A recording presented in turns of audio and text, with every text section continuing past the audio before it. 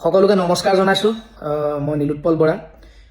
দুটামান আচলতে কথা গুৰুত্বপূৰ্ণ কথা মই মোৰ মতামত দাঙি ধৰিব বিচাৰিছো আৰু আপোনালোকৰ লগত আলোচনা কৰিব বিচাৰিছো। সেইবাবে এই ভিডিঅ'টো বনালো।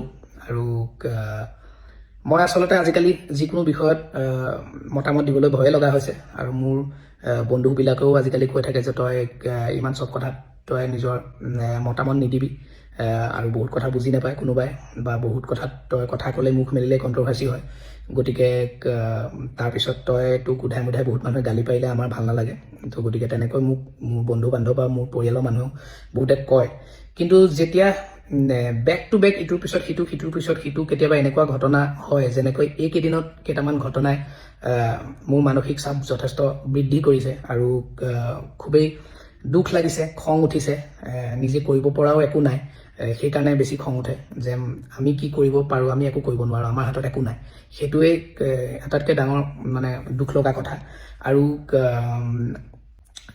যোৱা কেইদিনত যিকেইটা ঘটনা হৈছে, যেনেকৈ বাংলাদেশত হিন্দু ল'ৰাজনক জ্বলাই দিয়া ঘটনাটো হওক বা কাৰ্বি আংলঙত খিলঞ্জীয়া কাৰ্বি লোকসকলক বিহাৰী মানুহে আহি গো বেক বুলি ক'লে।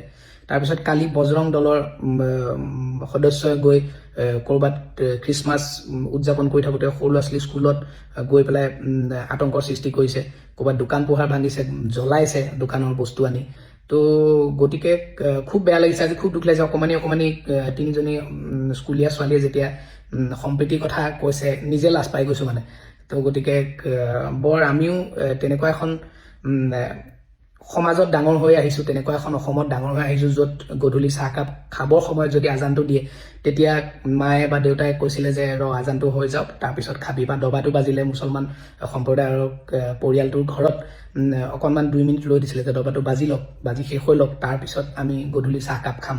গতিকে এই আছিলে অসমৰ পৰিৱেশ। হয়তো এতিয়াও ক'ৰবাত আছে, কিন্তু আমি ছ'চিয়েল মিডিয়াত বা টিভিত যিবোৰ দেখি থাকোঁ, ৰাজনৈতিকভাৱে যেনেকুৱা এখন সমাজ গঢ়িবলৈ চেষ্টা কৰি থকা হৈছে, ধৰিব পৰা নাই আচলতে কি হ'বলৈ গৈ আছে। বৰ চিন্তাৰ বিষয়।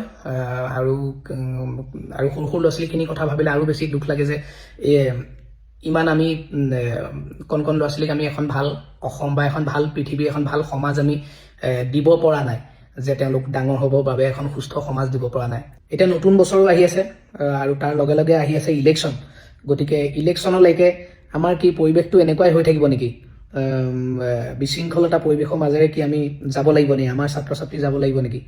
এইটো বৰ ডাঙৰ প্ৰশ্ন। আৰু আজি অলপ দিনৰ পৰা আমি দেখিছোঁ যে আমাৰ যিসকল ৰাজনৈতিক নেতা, আমাৰ ৰাজনৈতিক নেতাসকলে ইজনে সিজনক ইমান কথাৰ কটাকটি কৰে মিডিয়াৰ আগত, আৰু কথাৰ কটাকটি কৰা তেওঁলোকৰ ভাষা অতি তৰল। আৰু তেওঁলোক ইফালে গোটেইকেইজন আমাৰ ৰাজনীতিবিদে আচলতে বহুত চোকা মানুহ, আৰু কেইজনমানৰ ডক্টৰেট ডিগ্ৰীও আছে, আৰু তেওঁলোকে নিজ নিজ বিষয়ত যথেষ্ট পাৰ্গত আৰু চোকা মানুহ বুলি ক'ব লাগিব ডেফিনেটলি।